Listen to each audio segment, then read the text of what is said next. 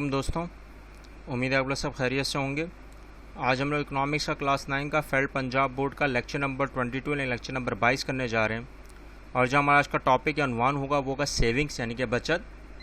अच्छा, इससे पहले जो हमने पिछले लेक्चर में डिस्कस किया था वो था कंजप्शन यानी कि सर्फ या खर्च। तो सर्फ या खर्च के करने से पहले हमने ये देखना होता है कि अपनी सेविंग्स कैसे की जाए, लेकिन इसको बाद में समझाने का मकसद ये था कि खर्च करने के बाद हमारा जो पूरा बजट पहले बनता है तो उसमें ही हम लोग सेविंग्स कर रहे होते हैं। तो अगर आपने ये टॉपिक नहीं देखा है कंजप्शन यानी कि सर्फ या खर्च, और आपने अगर इसको अभी तक नहीं पढ़ा है तो इस लेक्चर को देखने के बाद अगर आपको कोई चीज़ समझ में ना आए तो हमारे साथ ज़रूर शेयर करें। आज के टॉपिक के हिसाब से अगर देखा जाए तो आपके पास जो नोट आता है, जो आपके पास सवाल आता है, जो आपके बोर्ड के हिसाब से पूछा जाता है कि सेविंग्स क्या है यानी कि बचत क्या है, और उसकी एक्सप्लेनेशन या उसकी जो बयानात हैं उसको डिस्कस करें, तो आज हमने वही डिस्कस करना है।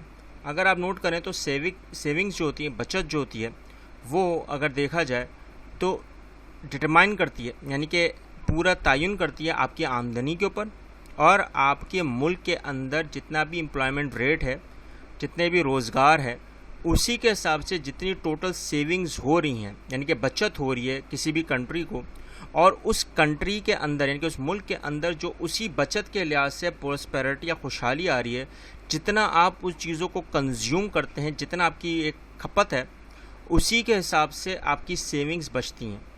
अच्छा, अगर देखा जाए तो सेविंग्स के बहुत सारे टाइप्स भी हैं, काइंड्स भी, जैसे रिटायरमेंट हो गई, इमरजेंसी फ़ंड हो गया, मेडिकल फ़ंड हो गया, हाउस। अब ये सारी जितनी भी अगर आपने नोट करा, इसमें सबसे अहम चीज़ जो आती है, जो कंट्री वाइज आती है, वो है पेंशन।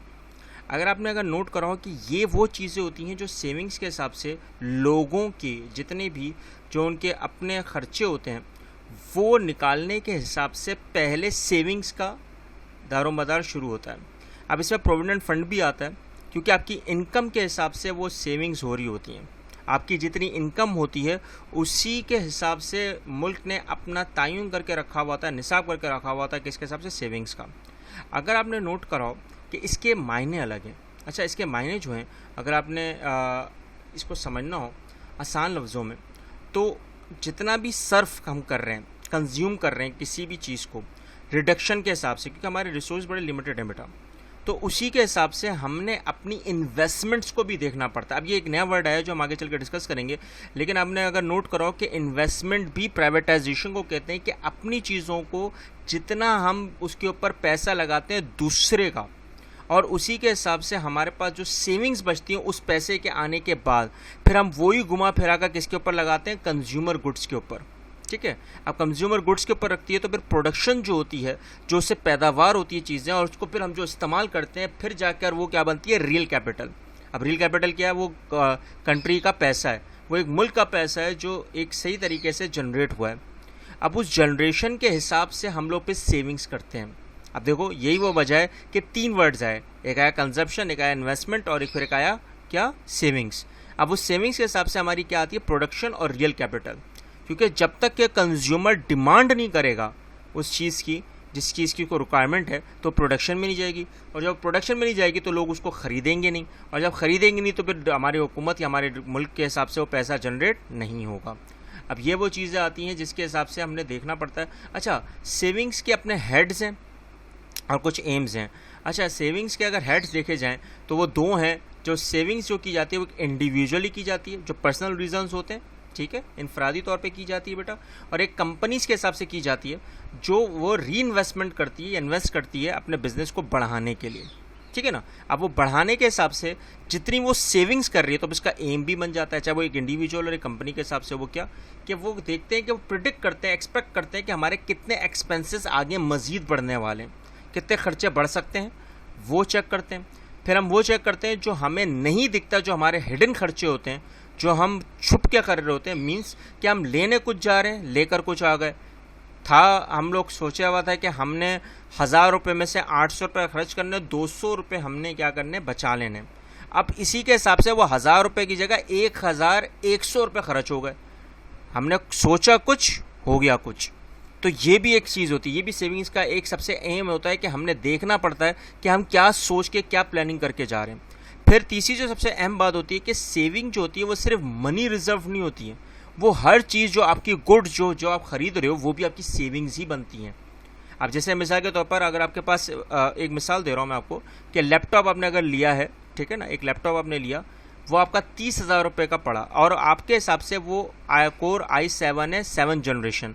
अब वो जितना ज़्यादा सैल्वेज वैल्यू आगे बढ़ती चली जाएगी, आपकी जो वो लैपटॉप की कीमत है उसके पीछे सेविंग्स होना ऑटोमेटिक शुरू हो जाएगी। वो कैसे कि आप जब उसको बेचने के लिए जाओगे तो आपके पास जो वो रिक्वायरमेंट होगी, फ़र्ज़ कर लो कि आपने कोर i9 लेना है, तो आपके पास जो उस वक्त की रिक्वायरमेंट थी 30,000 रुपये, अब वही लैपटॉप मिल रहा है कितना, 40,000 रुपये का। तो आपने 10,000 रुपये सेव करने हैं, ठीक है ना।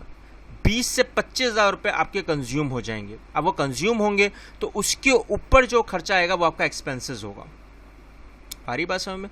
तो ये वो सारी चीज़ें हमने नोट करनी पड़ती हैं। इसी तरह हमारी हर चीज़ जो हमने अपने ख़रीदी भी होती है वो सेविंग्स में ही आ रही होती हैं बेटा, ठीक है ना। अब इसी तरह किसी मुल्क के हिसाब से अगर देखा जाए तो लोगों की जो इनकम के ऊपर इंटरेस्ट रेट लगता है, जो गवर्नमेंट लगाती है, जो बैंक्स लगाती हैं, वो एक सेविंग होती है, मगर वो सेविंग किसके पास जा रही होती है, बैंकों के पास। और बैंक फिर हुकूमत को दे रही होती है ऐसा टैक्स के नुमा में, और फिर टैक्स जो है वो घूम फिर कर किसके पास आता है, लोगों के पास। लेकिन क्या वो हमारा सोशल स्टेटस जो आखिरी है, जो एक्यूमुलेट करती है वेल्थ के ऊपर, दौलत के ऊपर, जितनी हमारी दौलत होगी उतना हमारा सोशल स्टेटस हाई होगा। क्या ये मुमकिन है? क्या ये हो सकता है? क्योंकि हमारा पेंशन रेट और हमारा सेविंग रेट बिल्कुल अलग होता है।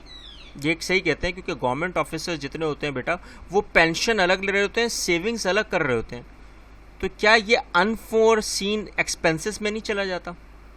तो ये हमने सोचना पड़ता है, क्योंकि हम लोग जब भी इकोनॉमिक्स पढ़ते हैं बेटा, तो हमें हर चीज़ के जावियों को देखना पड़ता है। क्योंकि सेविंग्स करना बड़ा आसान है, लेकिन क्या हमारे एक्सपेंसेस पूरे हो रहे हैं, हमारी कंजप्शन पूरी हो रही है, हमारी डिमांड पूरी हो रही है? अगर ये तीनों चीज़ें हो रही हैं पूरी, तो फिर तो सेविंग्स सही है।